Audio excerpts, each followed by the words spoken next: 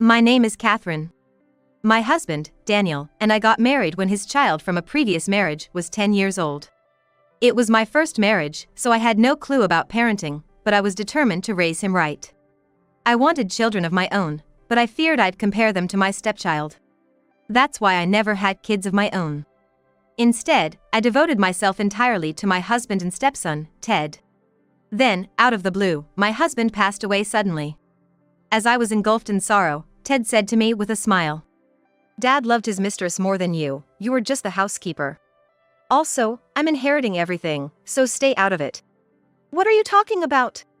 Dad couldn't possibly have had a mistress. You're the one being foolish. Dad was really good at hiding his affairs. He definitely had another woman. Such nonsense can't be true. I refused to take Ted's words seriously. Well, it's your choice not to believe it, but it's a fact that Dad had a mistress. Ted laughed with a look of triumph.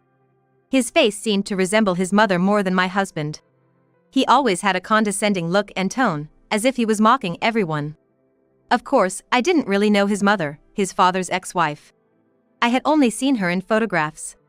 But since he didn't look like my husband, I guessed he must take after her. That's why I was strict in his upbringing. I taught him what was right and wrong, and didn't hesitate to scold him when he did something bad. When he neglected his studies, I made him sit at his desk, even though he didn't like it. It's true, I was quite nagging, always making sure he wouldn't embarrass himself in public. But this kid never listened to a word I said. Now that Dad's gone, our relationship is over. Is that so? I really hated you, you know. Thinking that we're now strangers, I feel so relieved. Did you hate me that much? Yeah, I did. You always disapproved of everything I did. He said, even though he was often doing things that deserved disapproval. When I came home late, you were always nagging. Of course I was. You were only in middle school at that time. But my friends were out playing till midnight. They were a bad crowd. You shouldn't have been hanging out with people like that. Who I hang out with is my business. You might think that now as a college student, but back then you were still a child. As a parent, I couldn't just let things slide. Parent? I never thought of you as a parent. You were nothing more than a housekeeper. A housekeeper. Yes, a housekeeper. He affirmed, smiling smugly, occasionally letting out an exaggerated laugh. Then, a woman suddenly appeared in our spacious living room, agreeing with Ted's words. Exactly. Ted, you understand it well. His father always said you were just the housekeeper. And who are you? I asked, recognizing her face. This is Camila. Dad's mistress. Dad's mistress? I thought to myself, screaming internally, no way. My husband couldn't possibly have had a mistress.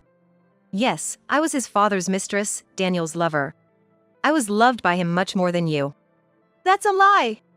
I know you don't want to believe it, but it's the truth. No matter what you say, the fact is he loved me more. Just accept it. Dead men tell no tales. What? You must be joking. He really said that. And he told me not to give you a single penny of the inheritance. Inheritance. That's right. As a housekeeper, you have no right to any inheritance. Well, Dad had a fortune, you know. I don't know if you're aware, but all that money is mine now. Being an only child comes in handy at times like this. I don't have to share the inheritance. So, all you need to do is sign this. What is this? It's a document stating that you're renouncing your claim to the inheritance. Once you sign this, you can never claim any part of it. I see. You might want to share, but a woman who wasn't loved doesn't deserve any inheritance. Too bad. Exactly. Camila is right. Come on, sign it. Then all the inheritance will be Ted's. Ted, are you sure about this? Of course. I'm going to be rich. And at the same time, it means saying goodbye to you. Ted laughed, along with Camila, who claimed to be his father's mistress.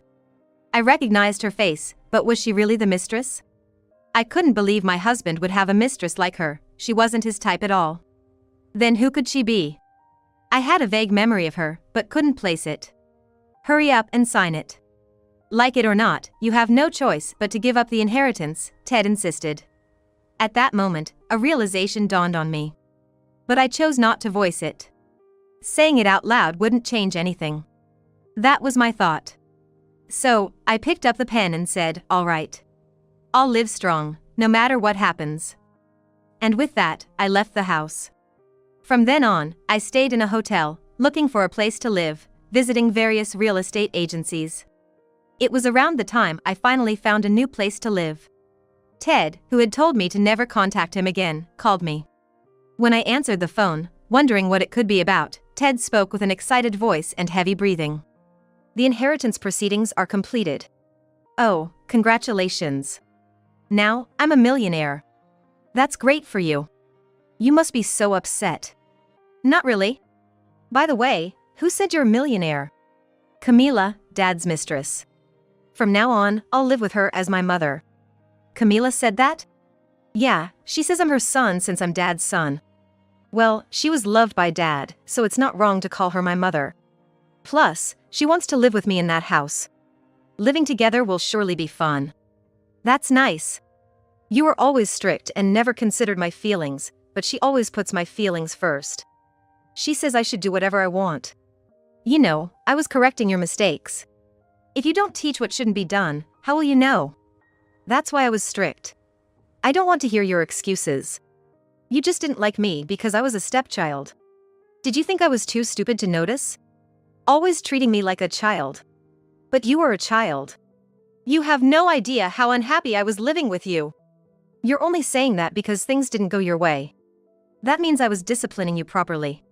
Pampering isn't the only way to discipline, you know?"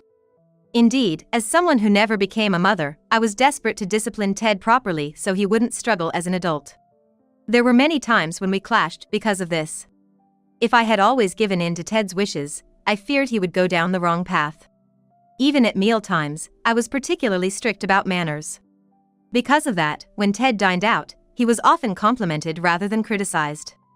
But this led to him often calling me a tyrant and locking himself in his room. Still, I hardened my heart for the sake of my child. Now that he's in college, unless it's something serious, I don't interfere as a parent. So, since he started college, I haven't really said much. Yet, in Ted's mind, I remained the same tyrannical figure. And the person Ted chose was Camila, the woman claiming to be his father's mistress. Why does Camila say Dad was a millionaire? Dad apparently said before he died that his estate was worth over $1 million. I guess only Camila, his mistress, would know something like that. Is that so? And he wanted me to inherit everything after he passed away, and said it would be nice if Camila lived in the house too. He wanted us to live together happily. Oh really? It's a pity for you. What do you mean? That I inherited everything. It means, despite his wealth, he didn't consider you at all. Oh, that? I don't really care. You're just acting tough. There's a will saying not to give you a single penny. So, this house and any other lands he owned are all mine. I renounced the inheritance, so hearing this now doesn't affect me. Besides, Dad told me not to inherit anything while he was alive. Why would he say that? Who knows? Maybe he wanted to leave everything to you, Ted. I can't understand Dad's true intentions. Right, he probably said that because he wanted his real son to inherit. Just like Camila said. She said that too?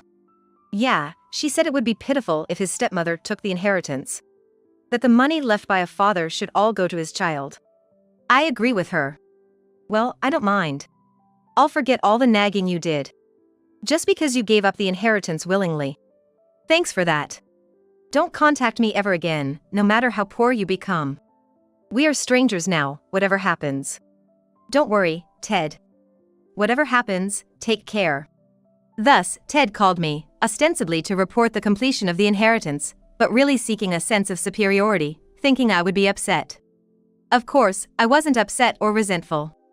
Furthermore, I thought I would never contact him again. That's what I believed. However, I didn't contact him, but after a while, Ted reached out to me. Mom, what should I do? Oh, I thought we were no longer mother and son.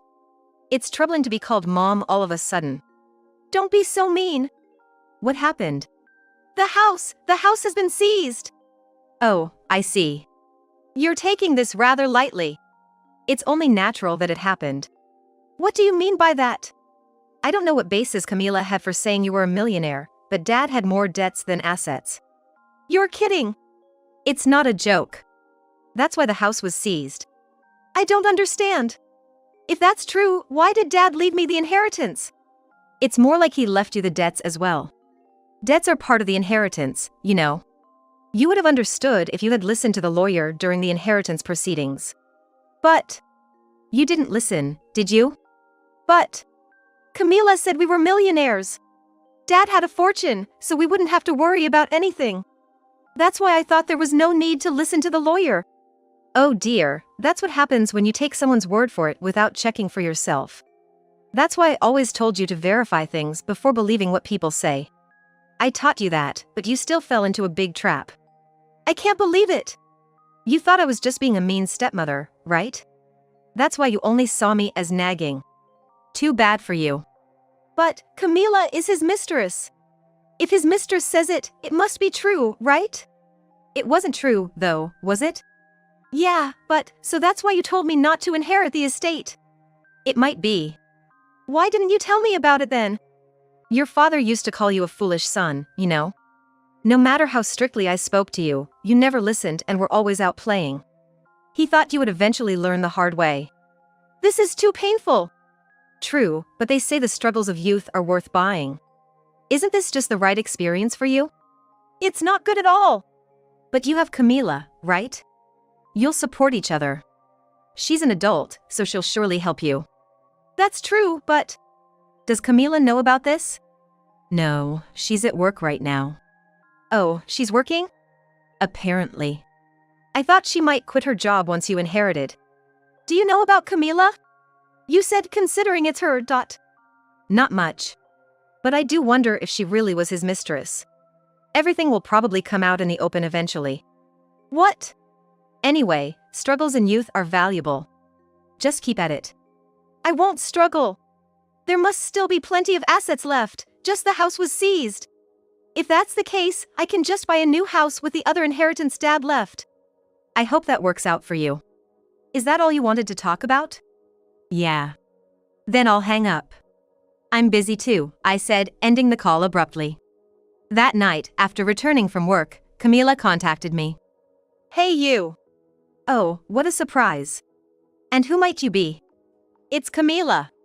The one Daniel loved, Camila. Oh, I see. You seem quite panicked. Of course, I'm panicking. Why is the house being seized? I don't live there, so how would I know? Why are both of you asking me? But Daniel was supposed to have an estate worth over $1 million. Why is this happening? You didn't take the inheritance, did you? Of course not, I renounced the inheritance. How could I possibly take it then? I don't know about that. Maybe you did something? That's impossible. I'm not a magician. Maybe you secretly took the best part of the inheritance first, leaving us with nothing? It's quite a thought. With a lawyer involved, how could that even be possible? Well, that's true, but thinking like that, are you suggesting you might do something like that, Camila? I would never. How rude. Whatever you heard from my husband, he only had negative assets. And the amount was up to $1 million. But he used to be a millionaire before. That was before you two split, right? Huh. He failed in business after you split. Since then, everything he tried just didn't work out, and his debts only increased. That's why he told me to renounce the inheritance before he passed away. You know about me. Of course, I know. The whole Mr. story is just a blatant lie, isn't it? You're Ted's real mother, aren't you? How did you figure that out? I thought it was odd when I first heard you were his mistress. I've seen a photo of his ex-wife, and she was a very modest woman. But you're quite flashy. You didn't seem like the type he'd have as a mistress. However, I did think your face looked familiar. As we talked, I noticed how much you resemble Ted, almost like a mother and son. Well, of course, you are mother and son. The memory of the modest you and the present you overlapped, and I realized you were the same person. You've changed quite a bit, haven't you? I've been through a lot. Well, that's beside the point. If you're his real mother, why didn't you just say so? Ted would have been happy to know that. There's a lot going on. Always a lot. But my husband said something before he died. He said, when I'm gone, my ex-wife will probably show up. Is that so? Yes, it was exactly as he predicted. However, the way you showed up was quite unexpected. He also said you would likely sweet-talk your way into Ted's good graces. That prediction was spot on too. Quite the foresight for an ex-couple. But, he did ask me to keep quiet about this. If you knew I was his mother, why didn't you say anything? Just because he asked you to stay quiet doesn't mean you have to follow everything he said. I didn't think it was necessary to say anything. If he left such instructions, there must have been a reason for it. But why are you deceiving Ted like this? No matter how much you say there's a lot going on, it's just too much and not convincing. I am his mother, after all. I never wanted to deceive my own child. But now, what good would it do to suddenly claim I'm his mother? If I said that, he would surely resent me. I'm the woman who abandoned him. If he hated or resented me, I'd miss out on the inheritance. Oh, it sounded like a touching story at first, but so your real concern is the inheritance? Of course. I thought there was a fortune of millions. By getting close to him and playing the part of a kind woman, I thought I could get my hands on his inheritance. Really, as his wife, I should have been the one to receive the inheritance. I see, so claiming to be a mistress was a strategic move to usurp the inheritance. Exactly. It was a perfect plan. Normally, the existence of a mistress would cause resentment. Thanks to you. Me? You were so strict with him that Ted couldn't understand what true kindness is. He ended up thinking superficial kindness is the real thing. So, even as a mistress, if someone shows him a bit of kindness, he sees them as a good person. Really, you did a great job with disciplining him. For that, I am grateful. I see, so he's a foolish son. Did you convince him that I was just a housekeeper? Exactly. I was impressed that his father didn't think highly of you. It was easy. If he felt his father also disapproved of him, his affection for his father would increase, but his feelings for you would plummet. And that's exactly what happened. He believed everything I said. So my efforts to raise him well backfired. I read so many books on education, but in the end, a book is just a book. Of course. People are different. You can't just apply what's in a book to everyone. It's all about the carrot and the stick. Indeed, it's a learning experience for me now. People, especially children, are swayed by superficial kindness. I thought I had explained things well to him. But I failed. It's just a case of an estranged parent and child. I won. This isn't about winning or losing. What are you going to do now? Now that you know the inheritance is negative? That's obvious, Camila said without elaborating further and hung up the phone. Left with a conversation that ended abruptly, I felt frustrated but decided it wasn't my place to say anything more and chose to forget about it. For about a week after that, everything seemed peaceful. I assumed Camila was supporting Ted. After all, they were mother and son, and surely she wouldn't neglect her distressed son. That was my thought. However, just over a week later, Ted showed up at my apartment. Wow, you found out where I live? Yeah. I researched it. I realized then that he had some sense after all. I thought he was a foolish child, but it seems he's developed some ability to think things through. So how's everything? Camila is gone. Gone? What do you mean? I haven't seen her for a week. Maybe she's on a trip? She hasn't come here? Of course not. Are you worried because she's gone? Yeah, because she said we were going to live together. If she suddenly disappears, anyone would be anxious, right? I wondered if that was the only reason. Or if it was the blood connection seeking her out. Did she leave any letter or note? Nothing. It'd be better if there was something. Well, she's actually your real mother. What? What are you talking about? That's the truth. Don't say stupid things. I talked to her on the phone recently, and she clearly said it. My real mother, and she left me again? Well, whether she left you or not, I don't know. She left me once before, and probably did it again. What am I supposed to do now? Some debt collection notices have started coming. You have to pay them. If she's my mother, shouldn't she also be responsible for paying? No, she's not responsible. Why not? She was Dad's wife. Even if they were separated, they still loved each other, right? That's not how it works. She wasn't actually his mistress. What do you mean? She claimed to be the mistress just to get a hold of the inheritance. What are you talking about? It's complicated. Then she should have just said she was my mother. Seems she thought she might be resented and lose the chance to get the inheritance. That's ridiculous, or maybe not. As expected of a parent and child. Regardless, now that you've inherited the estate, you have to pay up, Ted. I figured as much. Hey, you're his mom, too. Can't you help me out here? I'm a stranger to you, aren't I? Besides, I renounced my inheritance. That means I didn't inherit any of the debt either. You're the one who inherited it, Ted. And you're the one who told me never to get involved again. So, I have no intention of doing so. That woman knew everything and left me to escape, didn't she? I don't know, but maybe. That's what it is, it must be. Ted, you're a lot like her. What do you mean? You only think about yourself. That's why things turned out this way. I tried to teach you. If you don't have a heart for others, when you're in trouble, you're the one who ends up getting hurt. Oh! Ted looked at me and said, so that's what it was. As he slumped his shoulders. The estate left by my husband was seized and auctioned off. The debt was a hefty amount, but still, it all fell on Ted's shoulders. Without a place to live or any money, Ted ended up dropping out of college to work. However, Ted, who never minded causing trouble for others, managed to scrape by with odd jobs but was nowhere close to paying off his debts. Eventually, seeing no way out, he chose bankruptcy, laughing it off as a last resort.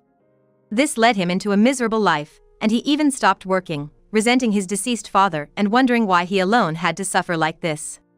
Despite knowing that not working would only make things worse for himself, he seemed oblivious to such common sense.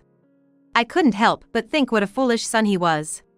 Moreover, my son, Ted, had come up with the idea of becoming a gigolo. He thought he'd find a woman to support him. But, to do that, one would need a certain level of charm, wouldn't they? Shallow-minded Ted, always thinking only of himself and neglecting others, insisted solely on his own rights. As a result, even the girlfriend he had managed to find eventually left him. This led to him being unable to pay his apartment rent, and ultimately, he fell into homelessness. As for me, my late husband had been depositing about $2,000 into my account every month before he passed, so I never had any financial troubles. Thanks to that, I've been able to live in a small apartment and quickly found a job, leading a peaceful life. Now, more than ever, I am grateful for the depth of my husband's love.